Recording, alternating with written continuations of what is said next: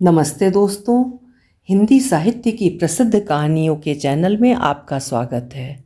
आज सुनिए देश की ख्याति नाम जानी मानी हिंदी साहित्य की लेखिका मंजुल भगत जी की लिखी हुई कहानी नालायक बहू। तो शुरू करें कहानी। कामनी ने अलमारी के पट खोले। सामने के हैंगरों पर झिलमिल साड़ियाँ टंगी थीं। अनेक रंगों की छटा एक दूसरे से होड़ लगा रही थी। आज छुट्टी का दिन है, सुजाता जी आएंगी। मन बुझा बुझा होते हुए भी कामनी ने एक उन्नाबी रंग की सिल्क की साड़ी निकाल ली। वैसे भी बहुत देर तक उससे किसी भी चीज़ का शौक नहीं मनाया जाता। कामनी की मनोरचना ही कुछ ऐसी थी। बिखरे रहने पर तो वो और भी टूटा हारा महसूस करती। मन पर न जाने कहाँ से झुंड के झुंड निराश भाव आकर मंडराने लगते और चीलों की तरह आशा को झपट ले जाते। शायद यही उसके व्यक्तित्व का निकास था, जो विनाश के पूर्व ही संतप्त जोश को बाहर निकाल फेंकता था। घर का काम भी तमाम दिन फैलाए रखने को मन नहीं होता। यही मन होता कि रूटीन बिना झंझट और हाय हाय के समाप्त हो जाए और फिर कुछ मन का सा करने को समय बच रहे। परंतु घर का काम सुलटते ही अम्मा का जी घबराने लगता। वो खोज खाज कर कोई झंझट निकाल ही लाती। कल तो अम्मा न जाने कब के दबे दफनाए छोटे बच्चे का रजाई गद्दा 3-4 छोटे तकियों सहित निकाल लाई। बोली, ले बहू, इसे उधेड़ कर रुई निकाल ले, रुई धुनवा लेंगे। खोल को धोकर थैला सी लेंगे, धुनी हुई रुई में और नई रुई डालकर। कामनी ने बीच में ही टोक दिया, लेकिन अम्मा, थैले तो बहुत से पड़े हैं। आजकल पिसा पिसाया आटा जो मंगाया है, सो जिन थैलियों में वो बंद होकर आया है वही थैलों का काम दे जाएंगी। अरे वो तो मैंने उधेड़ कर किनारे जोड़ जाड़ कर अपना पेटीकोट सी लिया था। ले अब शुरू भी कर। अम्मा, बना बनाया रजाई गद्दा है, इन्हें ऐसा ही जमादारिन के नवजात बच्चे को जो दे दें, बेचारे का जाड़ा कट जाएगा। अरे नहीं, उसका जाड़ा तो बोरी गुदड़ी में ही निकल जाएगा और अभी जाड़ा आने में बहुत देर है। और अम्मा ने टाँके तोड़ने शुरू कर दिए। टाँके तोड़ते तोड़ते पुराना घिसा कपड़ा कई जगह से चिर गया। उस चिरे घिसे कपड़े की बनी थैली में नौकर को साग सब्जी भरकर लाने की कल्पना से सिहर कर अम्मा फिर अपनी एक चौड़े किनारे की पुरानी धोती उठा लाईं। शाम तक पुरानी रजाई के घिसे पिटे खोल पर साड़ी के मजबूत किनारे की अनेक पट्टियां सिल चुकी थीं। 2 रंगीन नए थैले अम्मा के इस एप्लिक वर्क से सजे रसोई में कीलों पर झूल रहे थे। रुई में दम नहीं था। धुनिए ने मुंह बिचका कर कह दिया, इसका अब क्या धुनूं, इसमें अब बचा ही क्या है। तब अम्मा ने भी दरिया दिल हो रुई जमादारिन को थमा दी थी। ले, ये तू अपने बच्चे की गुदड़ी में भर लीजो। तैयार होकर कामनी कमरे से बाहर निकल आई। घर साफ सुथरा शांतिपूर्ण था। सब कुछ यथास्थान सुव्यवस्थित देखकर मन परितोष से भर उठा। सब कुछ तो नियंत्रित है। जीवन की लगाम तो हाथ में थमी है। समय जैसे विश्राम कर रहा हो। सड़क पर दौड़ती कारों की धू धू जैसे वक्त की उठती गिरती सांस हो। बस वही एक आवाज़ थी, मिलियो नरेश। दोबारा पढ़ने में भी मज़ा आ रहा था। पढ़ते पढ़ते कामनी हल्की होती गई थी और उसके संसार की सीमा रेखाएं फैलते फैलते घर की दहलीज को लांघ देश की सीमा भी पार कर गई थीं। तभी चौके से लाल मिर्च की सिसकारी उठी। अम्मा को धसका लग गया। कामनी भी खौं खौं कर उठी। शेखर घर में घुसा ही था। रसोई से उठती सुगंध ने पति के मुख पर एक चिकनी तरावट ला दी। वो सीधे चौके में ही घुस गया। क्या बना है आज? शेखर ललक कर पूछने लगा। कामनी पुस्तक बंद कर खाना परोसने चल दी। बाहर मोटर का हॉर्न बज उठा और कुछ ही देर में कामनी की ननद सुजाता अपने दोनों बच्चों को लिए पहुंच गई। ननद जी ठाटदार लग रही थीं। चेहरे से रौब टपक रहा था। बदन पर सुख सुविधा की चिकनाई थी। चाल में सुरक्षिता का विश्वास। उम्र में वो दोनों भाइयों से बड़ी थीं। आवाज़ सुनकर अम्मा भागी आईं। आ गई बेटी, आओ बैठो। अरे कामनी, खाना लगा दे, बच्चे भूखे होंगे। फिर अम्मा और ननद जी फुसफुसा कर बतियाने लगीं, जैसे किसी रहस्य पर से हौले हौले पर्दा खिसका रही हों। खाने के साथ साथ गपशप भी होने लगी थी। कामनी को सुखी लोगों से मिलना बहुत भला लगता। सदा झींकते किस्मत को कोसते रिरियाते लोगों से उसे बहुत ऊब होती। ननद जी खूब खुशहाल थीं। उनका आना कामनी को सदा अच्छा लगता। इतने में सुजाता ने न जाने कौन सी बात में से बात निकालकर कामनी के मुख की ओर आड़े तिरछे देखते देखते बोलना शुरू किया। भाई, मैं तो भारतीय नारी हूँ। पतिव्रत धर्म में पति के प्रति आदर भावना को भी शामिल समझती हूँ। कभी उनको उपदेश या शिक्षा देना तो दूर की बात, इनकी किसी इच्छा की उपेक्षा तक कभी नहीं की। बस जैसे इन्होंने रखा वैसे ही रह लिए।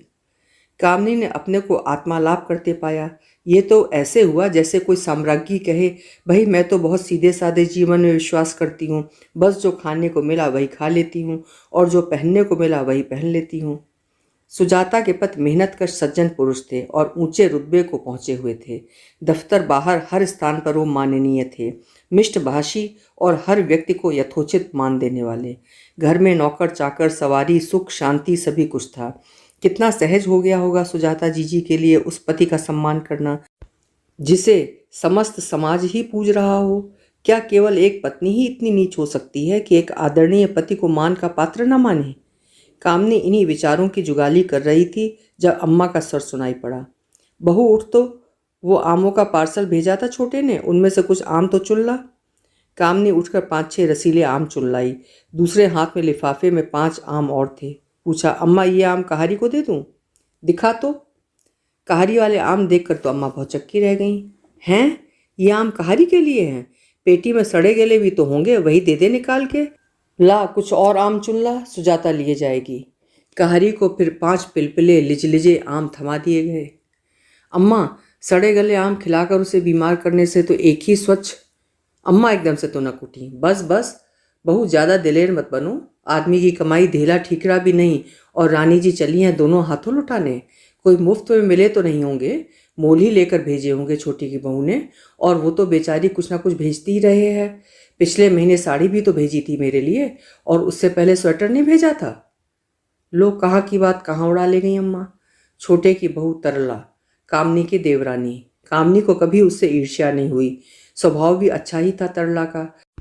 कुछ स्वभाव अच्छा, कुछ कमाऊ सपूत की पत्नी होने के नाते दर्पण पर पड़े अक्स के रूप में ढेर सा यश तरला पर बरस जाता। जब तब अम्मा तराजू लेकर दोनों बेटों को बहुओं समेत तौलने बैठ जाती, तब कामनी को लगता तरला का पलड़ा लियाकत के भार से धम्म से जाकर धरती पर बैठ गया है और उसका पलड़ा अम्मा की हथेली के आसपास हवा में ही झूलता रह गया है। पिछले हफ्ते शेखर की तीसरी नौकरी भी छूट गई थी। माह का अंत होते ही छोकरे को भी छुट्टी देनी पड़ेगी। अम्मा ही बैंक से रुपया निकाल कर जैसे तैसे खर्चा उठाएंगी। अम्मा पर बोझ बनते सोचकर बड़ी लज्जा मालूम हुई। शेखर उखड़ा उखड़ा निरुद्देश इधर से उधर खाक छानता फिरता, अखबारों को उलट पलट कर इश्तहारों के जवाब देता रहता। अधिकांश विज्ञापन निरर्थक निकलते। पिछले द्वार से सिफारिश वाले को कुर्सी सौंप दी जाती और अगले द्वार के सम्मुख उम्मीदवारों की कतार रिजेक्ट हो जाती। अम्मा हर किसी से शेखर की नौकरी की बात उठाती। दिवाली के दिन सुजाता के घर दोपहर का खाना था। आज त्योहार का शुभ दिन है। सब कुछ भुलाकर कामनी ने सजने की ठानी। पिछली रात के रोने धोने के कारण पलकें अभी सूजी हुई थीं। उस पर पर्दा डालने के लिए पेंसिल से गहरी गहरी काली लकीरें पलकों पर खींची गईं। पब्लिक में वो अपने टीसते जख्मों को जिस सफाई से छुपा जाती, एकांत में उन्हीं जख्मों को खरोंच कर इस पुरजोशी से रोती कि उसका मन संयम के सभी बांध तोड़कर उमकती नदी का सा बह निकलता। कल रात भी ऐसी ही बाढ़ आई थी और आखिर कामनी उसमें गोते लगा हल्की हो सो गई थी। सवेरे लगा उसका मन बिल्कुल निर्मल हो आया है। श्रृंगार से विगत रात्रि के व्यथा चिन्ह मिटते मिटाते कामनी स्वस्थ और शांत हो गई थी। श्रृंगार समाप्त होते होते एक नए विश्वस्त व्यक्तित्व का उदय हुआ आया था और कामनी कमरे से बाहर निकली। वो प्रसन्न मुद्रा में थी। चलो अम्मा, ये तो तिवारी जी के घर से सीधे ही वहां पहुंच जाएंगे। अम्मा एकटक उसे देखती रह गईं, केवल सिर हिलाकर अनुमति दे दी। ननद भी चौंक गई थी। अरे, शेखर को क्या नौकरी मिल गई? तुम तो लकदक हो एकदम। कामनी का मन टप से बुझ गया। बोली, जीजी आज त्योहार के दिन ही गृह लक्ष्मी यदि मनहूस सूरत बनाए फिरे तो जीवन में शुभ हो ही क्या सकता है, और फिर नौकरी छूटी है, जीवन तो शेष ही है।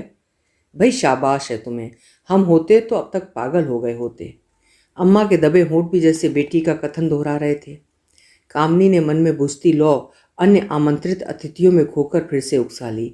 महफिल रंग पर थी। उच्च वर्ग की सोशलाइट महिलाएं जिनकी चिमड़ाई त्वचा ब्यूटी क्लिनिक में घिस घिस कर चमकाई गई थी। असली भौहें मोड़कर पेंसिल से ऊंची धनुषाकार कृत्रिम भौहें बनाई गई थीं जो नीचे दाग छोड़ गई थीं। बालों को इस कदर लेकर छिड़क कर जमाया गया था कि केशों को रेशम बटी हुई रस्सी सा जकड़ दिया था। लगता उन केशों की कटीली बाढ़ से उलझकर हथेलियां छिल सकती हैं। पैडेड ब्रा और बकरम वाली चोली ने खींच खींच कर वक्ष के उभार को ऐसे उठंग त्रिकोण बना दिए थे कि लगता वहाँ स्त्री की कोमल गोलाइयाँ नहीं, किसी प्रस्तर प्रतिमा के निष्प्राण उरोज हैं। उन स्त्रियों के मुख पर श्रृंगार ब्लेड की धार सा पैना लग रहा था।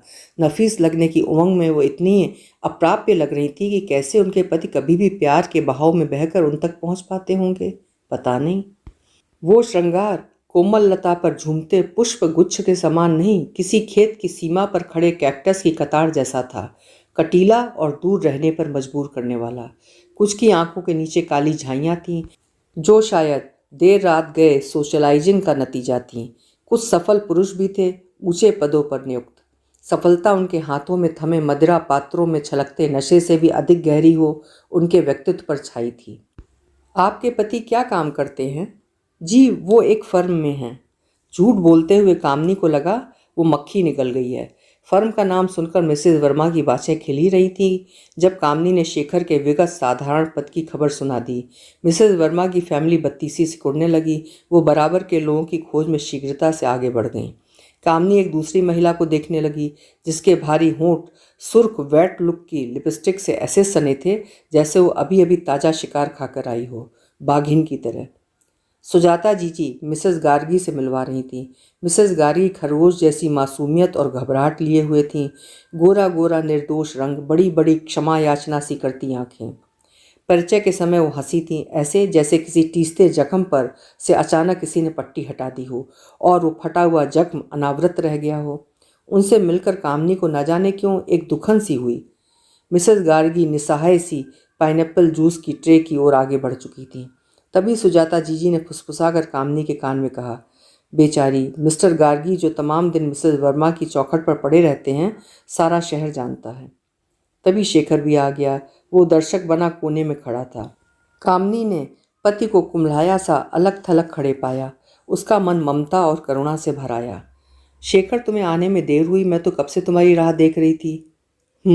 वो जो सामने सफ़ेद बालों वाले सज्जन हैं ना, वो एक नामी वकील हैं। तुम उन्हें जानते हो? हाँ, एक बार सुजाता जीजी ने मिलवाया था, तो उनसे मिल आओ ना। नहीं नहीं, शेखर के स्वर में ऊंचे रुतबे के लिए दहशत थी। और कामनी, वो जो नींबू के रंग की शर्ट पहने हैं ना, वो दिल्ली अस्पताल के हार्ट स्पेशलिस्ट हैं।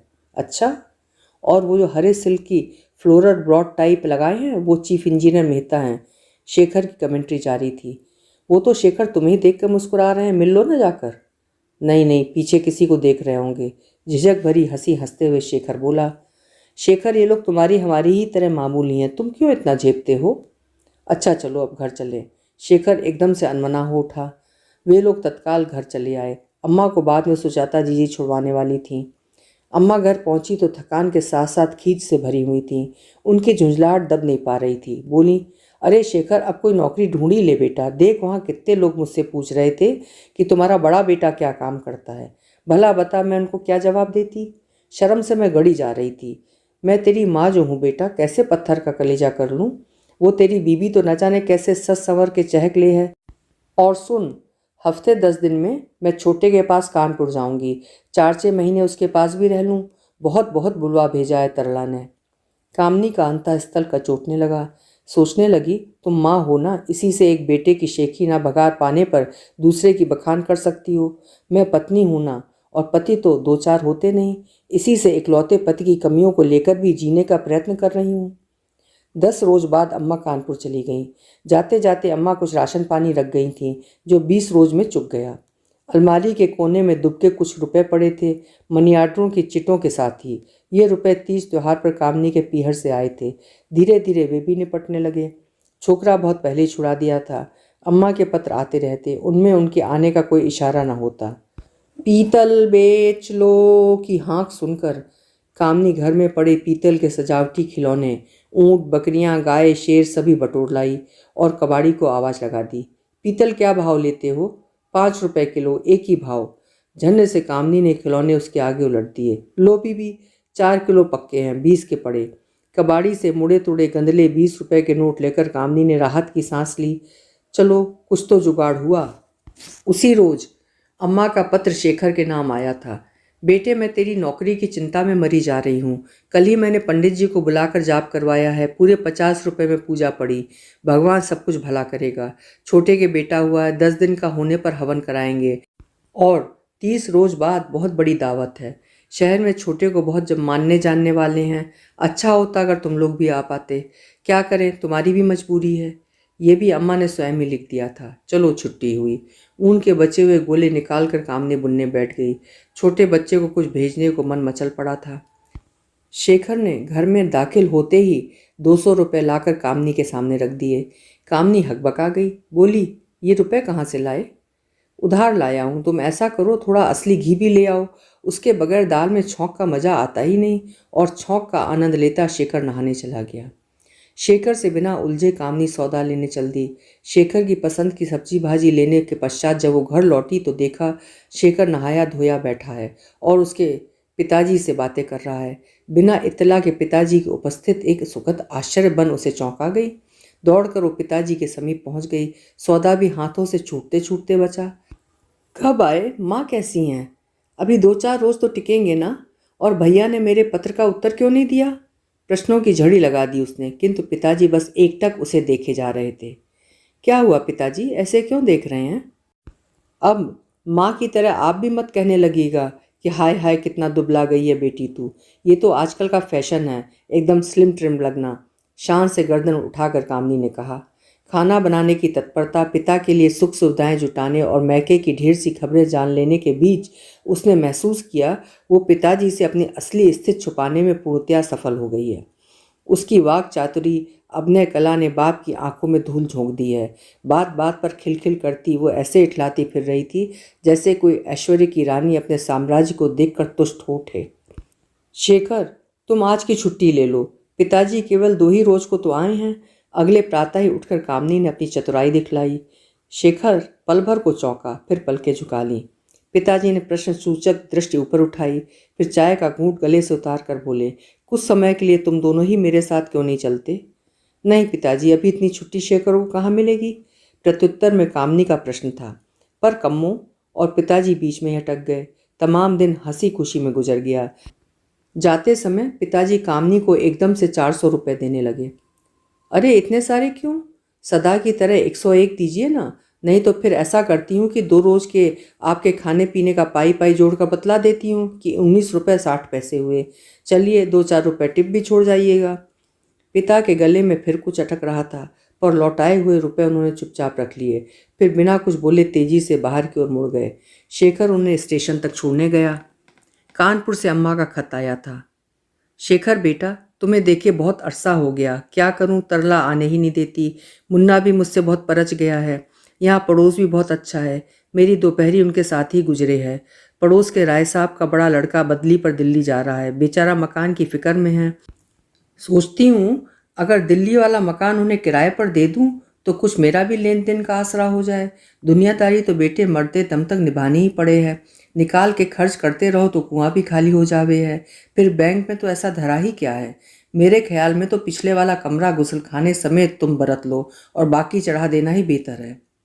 कामनी ने खत मोड़कर लिफाफे में रख दिया। दूसरा खत खोलकर पढ़ने लगी। पिताजी का था। लिखा था, कामनी बेटी, इस महीने की 20 तारीख को तुम थिरानी जी के दफ्तर चली जाना। मैंने उन्हें खत लिख दिया था। उनके दफ्तर में एक जगह खाली है। कुछ रिसर्च असिस्टेंट जैसी पोस्ट है। मुझे मालूम है तुम बहादुर लड़की हो और मेरी लड़की हो। तुम जीवन में अवश्य सफल होगी। कामनी की आंखों की कोर भीग चली। तो क्या पिताजी को सब ज्ञात है? वो क्यों मुझे बहादुर की उपाधि दे रहे हैं और क्यों इतने बेचैन हैं मेरी नौकरी के लिए? इसी उधेड़बुन के बीच शेखर का आगमन हुआ। तुरंत ही जेब में हाथ डाल 100 रुपये का नोट निकाल कामनी की गोद में फेंक दिया। जैसे एक बहुत बड़े उत्तरदायित्व से हल्का हो लिया हो। बोला, घर खर्च के लिए हैं। कहाँ से लाए हो? कामनी की आवाज़ में तल्खी उतर आई। पूछ तो ऐसे रही हो जैसे जन्म से जेब काट कर पैसे लाता रहा हूँ। शेखर भी कट गया। फिर भी कुछ तो कहो। कहना यही है कि झटपट कुछ लजीज शय खाने को बनाओ जो घर में ना हो, वो बाजार से ले आओ। कमबख्त आते कुलकुला रही हैं। उत्तर में कामनी ने दोनों खत शेखर को पकड़ा दिए और रसोई में घुस गई। खाना खाने के पश्चात शेखर इत्मीनान से पांव फैलाकर लेट गया और एक पुरानी पत्रिका उलट पुलट करने लगा। तुमने खत पढ़े हैं? कामनी ने पूछा। हाँ, घर किराए पर उठाना होगा। उठा देंगे। पिताजी मुझे एक नौकरी दिलवा रहे हैं। कर लूँ? तुम्हारी मर्जी, तुम्हारी राय पूछ रही हूँ। कुछ हर्ज भी नहीं है। पिताजी से अपनी नौकरी छूट जाने का जिक्र तुमने किया था? अरे नहीं बाबा, बस शेखर से यही टुकड़े टुकड़े बात मुमकिन है। कामनी मन ही मन खिन्न हो उठी। 20 तारीख को वो थेरानी जी के दफ्तर जा इंटरव्यू की खाना पूरी कराई थी। अगले माह की 1 तारीख से उसकी नियुक्ति भी हो गई थी। ठीक ही तो है, वो नौकरी करेगी तो शेखर उधार मांगता नहीं फिरेगा, बहदवासों की तरह नौकरी नहीं ढूंढेगा। नौकरी ढूंढने के लिए भी तो होशो हवास बरकरार चाहिए। सूरत से बेहिसी और लाचारी टपकती हो तो ऐसे बेचारे को इंटरव्यू में कौन सेलेक्ट करेगा? अम्मा भी शायद वापस आ जाए, आखिर बुढ़ापे में उनको भी तो घर में हंसी खुशी अच्छी लगती होगी। पिताजी की भी उसे लेकर चिंता कम हो जाएगी। दफ्तर घर से दूर नहीं था। कामनी पैदल ही चली जाती। घर का एक पिछला कमरा, बरामदा, उससे मिला गुसलखाना और छोटा सा स्टोर जो अब रसोई बन गया था, को छोड़कर बाकी घर किराए पर चढ़ा दिया गया था। कामनी ने अम्मा को अपनी नौकरी की खबर दे दी थी। उत्तर में माँ जी ने शेखर को खत में लिखा था, सुना है तेरी बीवी नौकरी करने लगी है, आजकल तो सभी करे हैं, कितने रुपए मिल जाते होंगे। दफ्तर एक चुनौती बनकर कामनी के जीवन में आया था और उसने असीम सजगता और दृढ़ता से उसे स्वीकार किया था। अब तो पांव जमने लगे थे। कामनी को लगता यूं ही दुनिया इतनी हाय हाय मचाती है। ईमानदारी से पैसा कमाना तो एक खेल है, बशर्ते कि नौकरी हाथ लग जाए। नौकरी करना भी टेनिस का खेल है। उसका सारा मजा ही हरकत और मशक्कत में है। खेल का उद्वेग और उमंग शरीर में एक तृप्ति क्लांति छोड़ देता है। खेल से थककर भी मन तुष्ट हो उठता है। लगता है क्रिया को एक दिशा मिल गई है। गृहस्थी तो पहले ही सिमट कर एक कमरे में समा गई थी, उसमें अधिक फसाओं की गुंजाइश नहीं रह गई थी और रहा सहा गृहिणी की अनुपस्थित में सरलतर होता जा रहा था। अब तो संध्या को घर पहुंचकर कामनी देखती कि इस हल्की फुल्की गृहस्थी की बागडोर शेखर भी सहजता से थाम सकता है। उसकी गृहस्थी अब वन मास्टर्स डॉग नहीं रह गई थी। अब तो उस अड़ियल कुत्ते को शेखर भी टहला सकता था। जीवन को सहज सरल ही हो गया था। पहली तनख्वाह आते ही कामनी ने एहलाद भरे उत्साह से शेखर से पूछा था, बतलाओ तो शेखर, तुमने किस किस से उधार लिया था? थोड़े थोड़े करके लौटा देंगे, ठीक है? फिर दे देंगे, अभी छोड़ो। नहीं, वो बोझा सिर पर रखकर मुझसे सिर ऊंचा नहीं किया जाता। कामनी तुनक उठी। मैं कब कह रहा हूँ हम वे रुपए मार ही लेंगे, जब सुविधा होगा तब दे देंगे, पर कम से कम बतला तो दो वो रुपए। कामनी, तुम तो पठान की तरह सिर पर सवार हो रही हो। कर्जा ही तो लिया था, कोई डाका तो नहीं डाला है जो इतनी हाय तौबा मचा रही हो। क्रोध के हल्के से झोंके ने बात को उड़ा दिया। एक और वर्ष वर्तमान से खींचकर भूत उड़ा ले गया, जैसे साधिकार अपनी धरोहर कोई किसी से मांग ले। हर आज को जैसे हम भूत से उधार मांग कर लाए हों, जो कल तक ही चुकाना पड़ेगा। एक ही से दिन घुल घुल कर एकाकार हुए जा रहे थे। उनकी पृथकता केवल कैलेंडर के पन्नों पर ही व्यक्त थी। अचानक एक रोज मेरठ से कामनी की माँ का स्नेह से गदगद पत्र आया। कम्मो, तेरे भैया का ब्याह तय हो गया है। सब कुछ इतना जल्दी में हुआ कि क्या बतलाऊं। तू फौरन छुट्टी लेकर शेखर के साथ चली आ। ब्याह 20 रोज में ही है। लड़की सुंदर और पढ़ी लिखी है, आदि आदि। तू छुट्टी लेकर शेखर के साथ चली आ। तो शेखर के बेकार होने की बात वहां मालूम है? शेखर, चलोगे ना ब्याह में? ना। क्यों? तुम ही हो आओ। मैंने काम के बारे में इधर उधर बात चला रखी है, परस्यू करते रहना चाहता हूँ। शायद इस परिस्थिति में शेखर को ससुराल जाने में हिचकिचाहट हो रही है। यही सोचकर कामनी ने अधिक अनुरोध नहीं किया। वो ब्याह में जाने की तैयारी करने लगी। दफ्तर का रूटीन बदलकर एकदम से ब्याह का घर हो जाएगा, इस कल्पना से ही मन तरंगित हो उठा। भाभी के लिए छोटे छोटे स्वर्ण कर्ण फूल भी खरीद लिए थे। फल मिठाई हर औचित्य बोध से लदी फंदी कामनी अपने पीहर मेरठ पहुंच गई। मेरठ भी एक अपनी ही किस्म का बेजोड़ शहर है। राजधानी से कुल 40 मील की दूरी पर होने के कारण वो बड़े शहर की चकाचौंध से खूब वाकिफ है। मेरठ का रईस नवीनता की खोज में दिल्ली के अनेक चक्कर लगाता रहता है। ये चक्कर उसके शौक को कुछ और भी भड़का देते हैं। यहाँ की हवा लेकर जब वो मेरठ पहुँचता है तो वो दिल्ली वाले से 1.5 गुना अधिक फैशन परस्त और बांका हो जाता है। पूरी तौर पर बड़ा शहर न होने की वजह से पुरानी वजह और अदा भी वहाँ की रिहाइश में शामिल हैं। लोगों को फुर्सत है और एक दूसरे की ज़िंदगी में दिलचस्पी, लिहाजा तिल सी बात भी जोरों की अफवाह बनकर आंधी की तरह उड़ने लगती है। हर कहीं इस छोटी जगह में पिछड़े न रह जाएं। इस घबराहट में वहाँ के शौकीन घराने नया फैशन क्या है और वहाँ दिल्ली में काहे का चलन है से चौकन्ने रहते हैं, जबकि कभी कभी खुद दिल्ली वाले ही सोते से जागा करते हैं और देखते हैं कि फैशन उन्हें पीछे छोड़कर कई स्टेशन आगे जा पहुंचा है। ऐसे में वो मेरठ जाकर उसे पकड़ ले सकते हैं। कामनी को आया सुनकर मिलने जुलने वालियों का तांता लग गया। बड़े लगाव से स्त्रियां उसके आभूषण छू छू कर देखती। कामनी कहती, क्या देख रही हो? वही फैशन तो हमें सदा धोखा दे जाता है। हमें जो साड़ी 5 साल पहले भा गई वो आज तक भाती रहती है, और जिस पर कल मन आएगा वो यकीनन 4 साल बाद रिलीज़ होने वाला होता है, या फिर 10 साल पुरानी घिसी घिसाई फिल्म सा पिट चुका होता है। हमारे जेवर कपड़े देखकर आप केवल हमारी पसंद का अंदाज लगा पाएंगी, दिल्ली के फैशन का नहीं। स्त्रियां हंस पड़ती, पर निराशा उनके मुख पर साफ होती होती। शादी की गहमा गहमी में दिन गुजर गए। नई बहू अभिसार और रोमांच बिखेरती ससुराल आ गई थी। मान, लाड़ और उमंग में कामनी के कपोल रक्ताब हो आए। इतने से दिनों में ही देह भरने लगी थी। भाभी के लिए बड़ा कमरा ठीक करते करते कामनी ने पिताजी के सब दराज खाली कर दिए थे। फालतू कागज पत्रों के बेमानी ढेर तबीयत को उबा रहे थे। पिता से पूछ पूछ कर उनके पुर्जे फाड़ कर रद्दी की टोकरी में डालती जा रही थी। पिताजी कभी कभी झल्ला भी जाते। दफ्तर में काम क्या करने लगी है? मेरे तमाम कागज उलट पुलट करती रहती है। अरे जरा ठहर देखूं तो।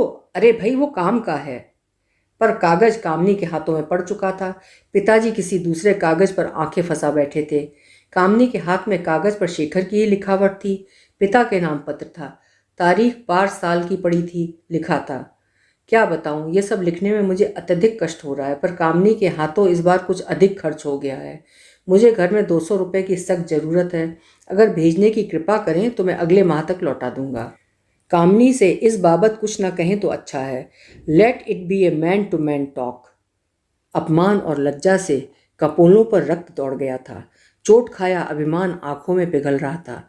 धीरे से उसने अपनी पलकें उठा, पिता की ओर देखा और आर्द्र आहत स्वर में बोली, पिताजी। हैं? क्या है? अरे क्या हुआ बेटी? पिताजी एकदम चौंक गए थे। कामनी के हाथों से थर्राता पन्ना ले एकटक उसे घूरने लगे। बात को समझते हुए बोले, तो क्या हुआ? क्या हुआ इसमें बेटी? अरे उसने तुमसे इसका जिक्र नहीं किया? खैर छोड़ो, भूल गया होगा। अरे वक्त बेवक्त अपने ही तो काम आते हैं। कामनी अधीर हो उठी।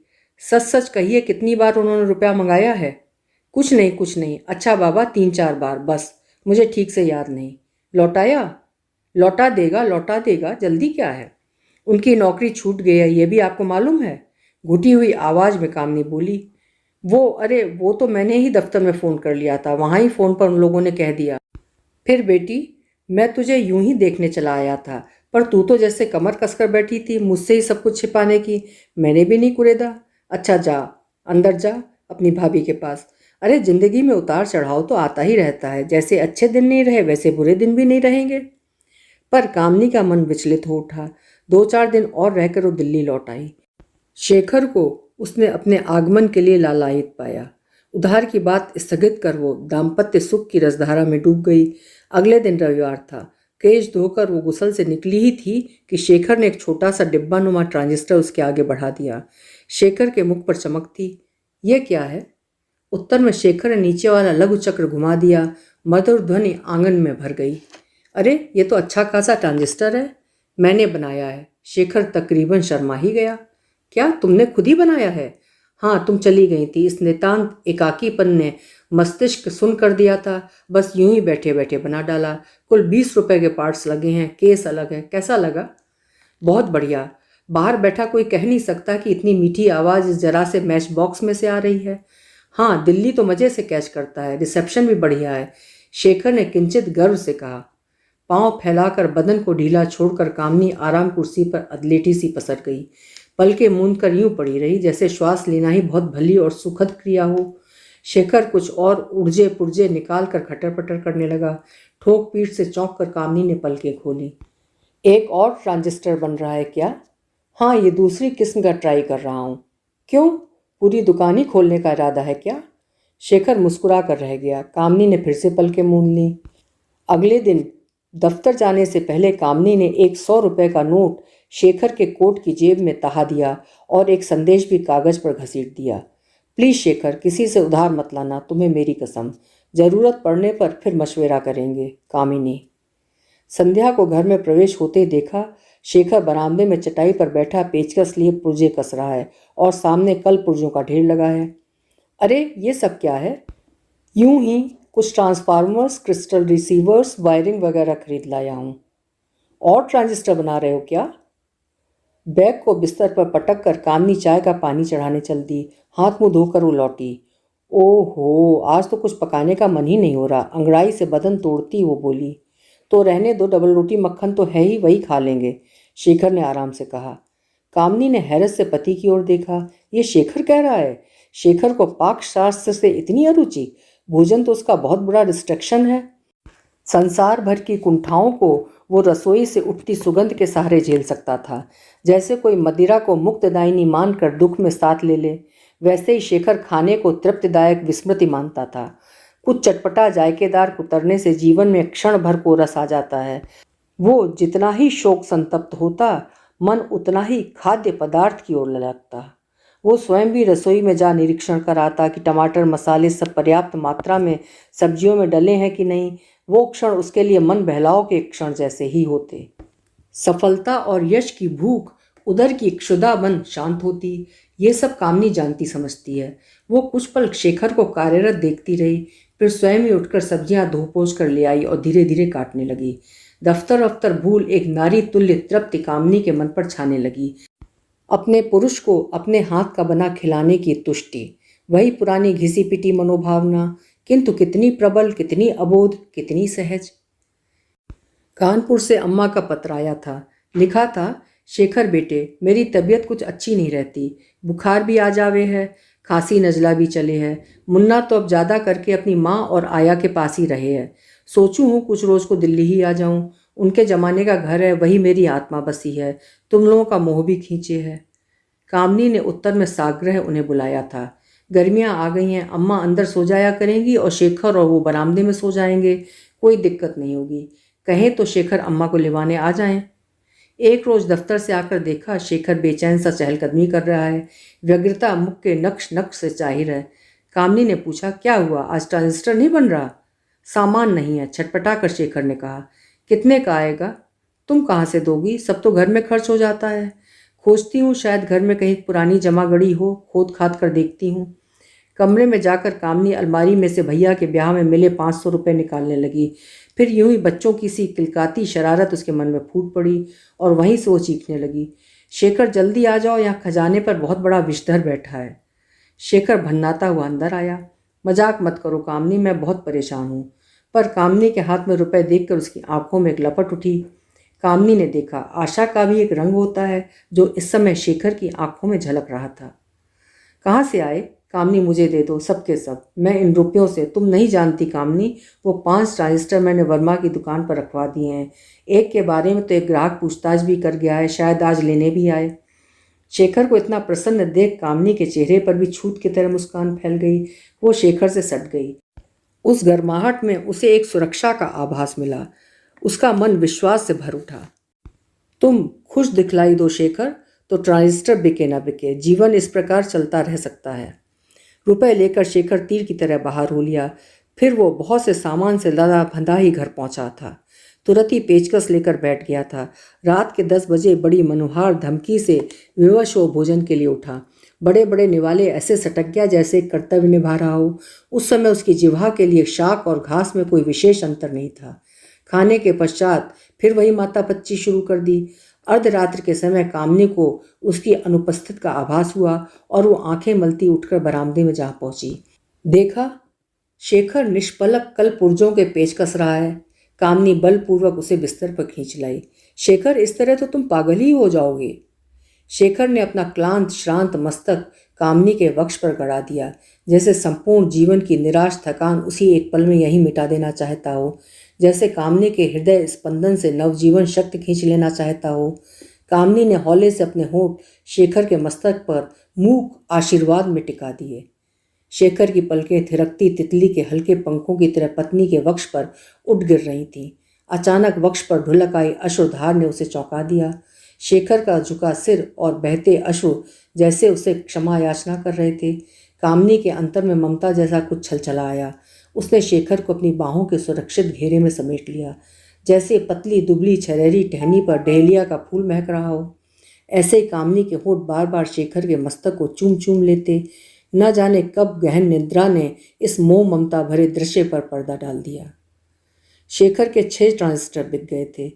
वर्मा पार्टनरशिप जैसा कुछ चाह रहा था, पैसा लगाने को राजी था, काम करने के लिए जगह बता रहा था, स्मॉल स्केल इंडस्ट्रीज के दफ्तर में जाकर रजिस्ट्री कराने को तत्पर था, सारी दौड़ धूप लाइसेंस आदि का निपटारा खुद ही कर लेने को आकुल था। शेखर, यू हैव अराइव्ड, कामनी ने ऐलान कर दिया। अम्मा की पहुंच का तार पा कामनी उन्हें लिवाने स्टेशन दौड़ी। शेखर बिखरा हुआ बैठा था, सवेरे से ट्रांजिस्टर से चिपका पड़ा था, सारा बरामदा ही म्यूजियम बना हुआ था। अम्मा वाकई बहुत दुर्बल लग रही थीं।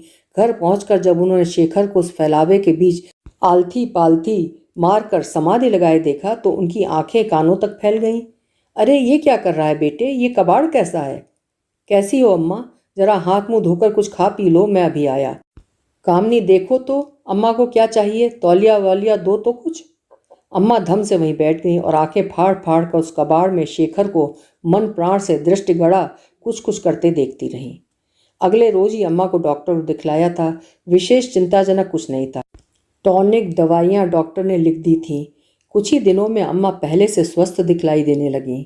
उनकी बातों से लगा शेखर और कामनी को यूं विवश छोड़कर कानपुर चले जाने के लिए किंचित अपराध भावना उनके मन में थी। उसी आत्मग्लानि से मुक्त हो उनकी मनोदशा स्वस्थ हो गई थी। शेखर के बढ़ते फलते काम ने उन्हें आश्चर्यचकित कर दिया था। वो प्रसन्न थी। गृहस्थी का जो संक्षिप्तीकरण हुआ था, अम्मा के स्वस्थ होने पर वो फिर से अपना पूर्ण विस्तार पा गई थी। सुजाता जीजी अक्सर ही आया करती। अम्मा को संबोधित करके एक बार उन्होंने कहा था, भाई मेरा तो अटूट विश्वास है कि स्त्री घर की शोभा है। नारी को अपना व्यक्तित्व पूर्णतया पति की छाया से एकाकार कर देना चाहिए। Every great man has a woman behind him. Kamini और शेखर भी इस संवाद के समय जीजी के दरबार में थे। कामनी बोली, पर जीजी ऐसा करने पर क्या समाज का एक अंग सदा पंगु सदा अबला नहीं रह जाएगा? अरे तो घर में इतना कुछ तो है करने को। घर का नियमित काम 2-4 घंटों में समाप्त हो ही जाना चाहिए। कामनी फिर बोली। तभी अम्मा कह उठी, अब शेखर कोई बेकार थोड़ी है, तू किसे दिखाने को काम कर रही है? घर में क्या खाने को नहीं है? दुनिया क्या कहेगी? अम्मा, घर में यदि खाने को ना हो तो दुनिया तो आकर खिला नहीं जाएगी। मेरे काम करने न करने से दुनिया को मतलब। और वो कमरे से खिसक गई। शेखर ने वर्मा से बातचीत करके एक बड़ा सा घर किराए पर ले लिया था। कामनी छुट्टी लेकर उसकी साज सज्जा में लग गई थी। दिन उमंग भरे गुजर रहे थे, किंतु अम्मा फिर अनमनी हो चली थी। आखिर एक रोज बोल ही पड़ी, बहू मैं कुछ दिनों को कानपुर जाऊंगी। तुम्हारे घर में कोई बाल बच्चा तो है नहीं। तुम दोनों चले जाते हो तो घर प्रेतों का डेरा लगने लगे है। कल रात मुन्ना मुझे सपने में दिखलाई दिया।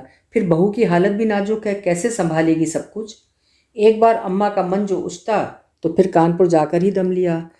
बच्चा, हाँ, अब शेखर का मन और पग एक स्थान पर टिक गए लगते हैं। अब बच्चे की प्लानिंग की जा सकती है। पहले तो उसकी 3-3 नौकरियों के छूटने के बीच कभी इतनी सुरक्षा का आभास ही नहीं मिला कि बच्चे की बात सोची जा सकती। किंतु बच्चा होने पर वो यकीनन सर्विस छोड़ देगी। उस सुंदर अनुभव के एक एक पल का आभास लेगी। शेखर कहीं फिर ढीला पड़ गया तो क्या वो सदा तो पति के सम्मुख एक त्याग में उदाहरण नहीं बनी रह सकती? शेखर, तुम्हें कहीं बच्चे की लालसा नहीं होती हैं? शेखर ऐसे चौंका जैसे कोई बहुत ही महत्वपूर्ण बात वो भूला बैठा हो और अब अचानक वो अपनी पूर्ण महत्ता के साथ याद आ गई हो। हाँ, बच्चा तो होना ही चाहिए, लेकिन फिर दफ्तर कैसे जाओगी? नहीं जाऊंगी। हैं? शेखर और भी चौंका, जैसे कामनी और दफ्तर का कोई अटूट संबंध हो। हाँ और क्या? हाँ और क्या, दफ्तर तो छोड़ा जा सकता है। शेखर को अनायासी कामिनी का दफ्तर छोड़ना मुमकिन लगा। कामनी को पिल छोड़े 2 साल बीत चले थे, पर नौकरी छोड़ने की नौबत अभी नहीं आई थी।